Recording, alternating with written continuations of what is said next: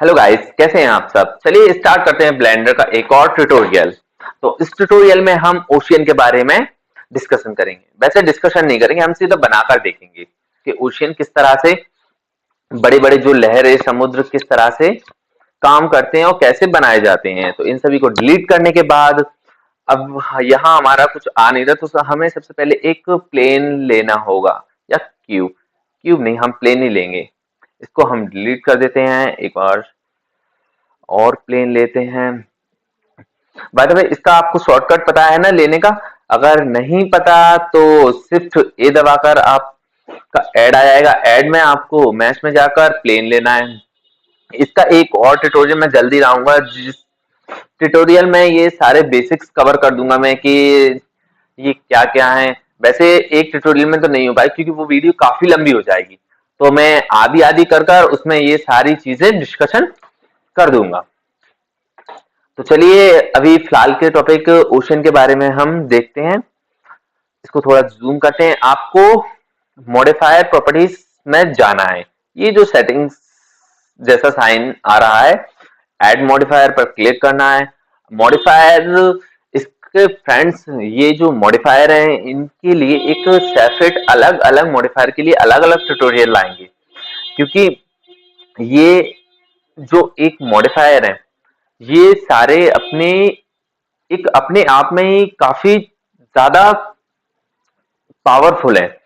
जैसे क्लोथ्स का मॉडिफायर आपने देखा होगा, तो जो कपड़े वगैरह एनिमेशन में रहते हैं, और भी समुद्र या फिर ग्रेविटी, ये सब अलग अलग उसके हिसाब से काम करेंगे। तो इनके लिए मैं एक सेपरेट अलग अलग वीडियो ले आऊंगा। एक वीडियो फास्ट लेकर आ जाऊंगा जिसमें एक साथ कवर कर दूंगा, फिर एक धीरे धीरे स्टेप बाय स्टेप लेकर आएंगे। चलिए अभी फिलहाल ओशियन के बारे में देखते हैं। तो ओशियन पर आपको क्लिक करना है। तो इस तरह का हमारा कुछ छोटा सा समुद्र आ जाएगा। वैसे ये काफी बड़ा है। तो चलिए इस जो ओशियन जो प्लेट्स आई है, इसकी जो प्रॉपर्टीज है ये सारी आपको यहाँ शो होगी। अब इस प्रॉपर्टीज के लिए आपको जिस भी तरह की ये इसकी लेंथ विड्थ जो करना है आपको, वो इस हिसाब से होगी। जैसे कि आप जितना बड़ा समुद्र चाहते हैं, अब इसको हम जैसे 1 के 2 इस तरीके से, आप जितनी मतलब जिस हिसाब से आप एनिमेशन बनाओगे। अब ये एक्स डायरेक्शन में जा रहा है, इसको वाई डायरेक्शन में भी करते हैं कुछ इस तरीके से। तो इस तरीके से आप जितना बड़ा ओशियन बनाना चाहोगे उस उतना बड़ा ओशियन बन जाएगा।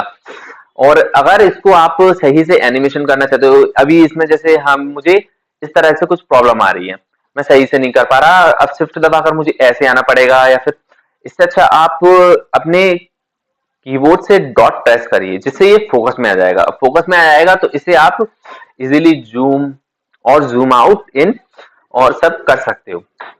काम करने के लिए, मतलब फोकस में आने का मतलब ये है कि काम करने के लिए ये तैयार हो चुका है, केवल उसी पर हमारा फोकस जाएगा।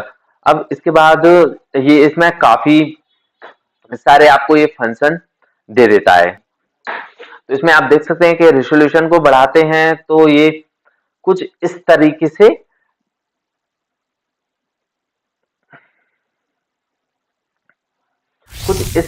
से ये मैश हो रहा है। किस तरीके से, मतलब क्लियरली क्लियरली एक देखिए, मैं इसको सबसे पहले जीरो कर देता हूं। तो मैंने जीरो प्रेस किया, ये बिल्कुल प्लेन हो गया। लेकिन आप इसको और करते चलते हो धीरे धीरे, जैसे हम धीरे धीरे देखते हैं, तो ये थोड़ा समुद्र जैसे आकार में टेढ़ा मेढ़ा होते जा रहा है। और भी एक टाइम जो बिल्कुल क्लियर सा हो जाएगा ये।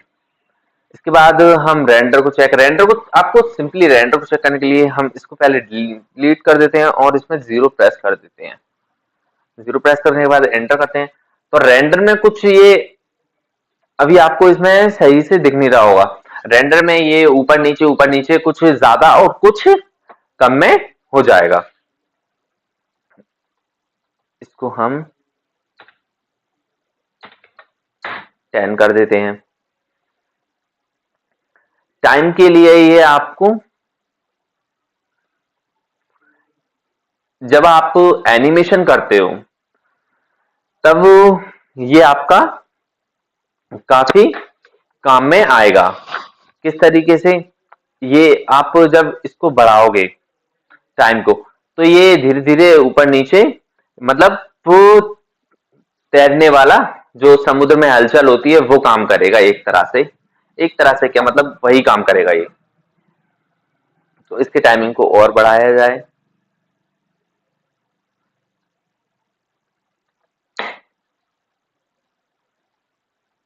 सबसे पहले हम रेंडर को कम करते हैं।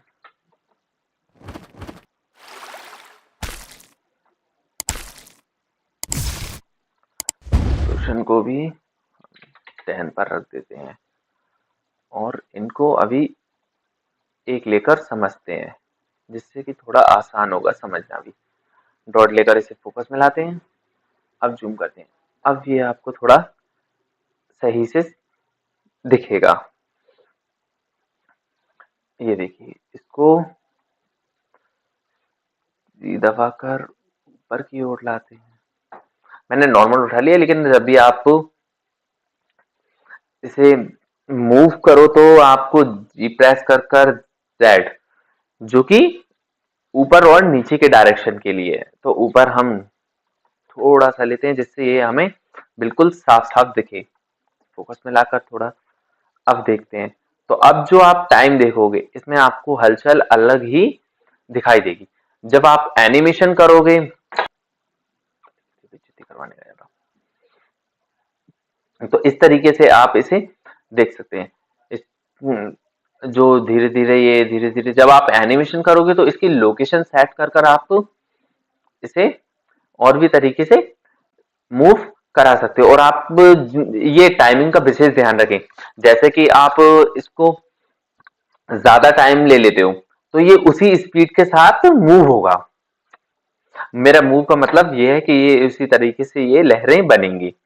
अब डीप का आप कितना इसे गहरा रखना चाहते हो, ये एक तरह से इसमें फिजिक्स वगैरह सभी लगी हुई हैं, तो ये उसी तरीके से काम करेगा। जैसे कि आप इसे कम गहरा करोगे, मान लेते हैं कि हम करते हैं इसे केवल 10 10 मीटर, तो 10 मीटर के हिसाब से ये इतना मूव करेगा। और अगर इसे आप ज्यादा डीपली कर देते हो, समथिंग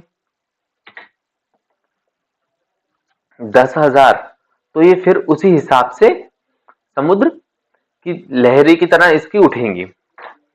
और भी आप इसके साइज वगैरह को जितना आप बड़ा करना चाहते हो, उस हिसाब से कर सकते हो। ये साइज के लिए आप ये वाला यूज करें।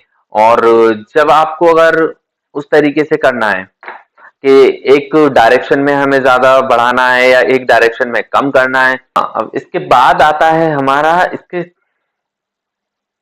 ये हमारा साइज हो गया। इसके बाद आप पेटेल साइज भी इसका बढ़ा सकते हो, कि जिस तरीके से ये मूव करते हुए और भी बड़ा हो रहा है या छोटा, वो आप इसमें और कर सकते हो। इस हिसाब से आप देखोगे, अब ये समुद्र उसी हिसाब से वो करेगा। और इसको हम और बड़ा करेंगे, तो ये कुछ इस तरीके से हो जाएगा। अब इस तरीके से आप करोगे तो ये बड़े समुद्र की लहरें जितना उफान करेगा।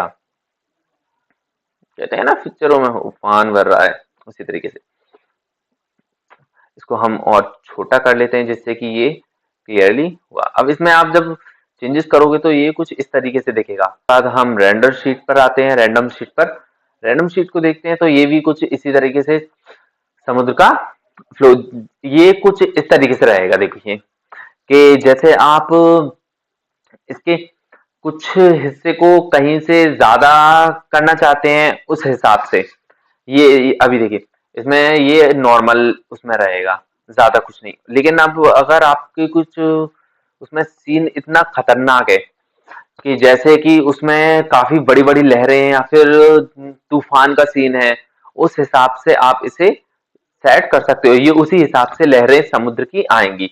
और जितना आपको कम करना है या फिर ज्यादा करना है, ये देखिए उस हिसाब से इसको आप रैंडम कर। यहां तक आने के बाद अब आपको इसमें कलर्स होते हैं, वो आपको अब देना है। तो कलर्स के लिए आप सिंपली इसमें मटेरियल प्रॉपर्टीज में जाओगे और देखिए फ्रेंड्स, कलर के लिए जब तक आपका समुद्र समुद्र नहीं लगेगा, जब तक कि आपको नोट यूज करना नहीं आते। तो नोट यूज करना थोड़ा ज्यादा मुश्किल नहीं है, बस थोड़ा सा मुश्किल है। तो बेस कलर हम दे देते हैं इसका ब्लू। बेस कलर आपको इसमें नहीं दिखेगा, बेस कलर आपको इसमें दिखेगा आपके मटेरियल प्रीव्यू में।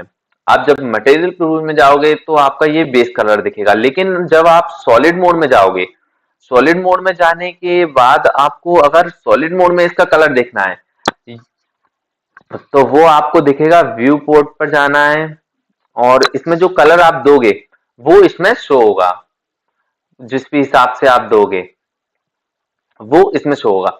लेकिन जो आप बेस कलर देते हो, बेस कलर आपका जो ओरिजिनल कलर रहता है, जो आप एनिमेशन इंपोर्ट करते हो, जो एनिमेशन आप देखते हो, उसमें ये बेस कलर रहेगा। जैसे कि हम शेडिंग में गए, शेडिंग में जाने के बाद ये कुछ ज्यादा बड़ा हो गया। अब शेडिंग में जाने के बाद जब आप ये जो बेस कलर देते हो वो इसमें शो होगा कुछ इस तरीके से। तो शेडिंग के बारे में मैं एक लंबी वीडियो बनाऊंगा जिसमें कि सारे नोट्सों को कवर करेंगे। तो फिलहाल के लिए इस वीडियो में इतना ही रखते हैं।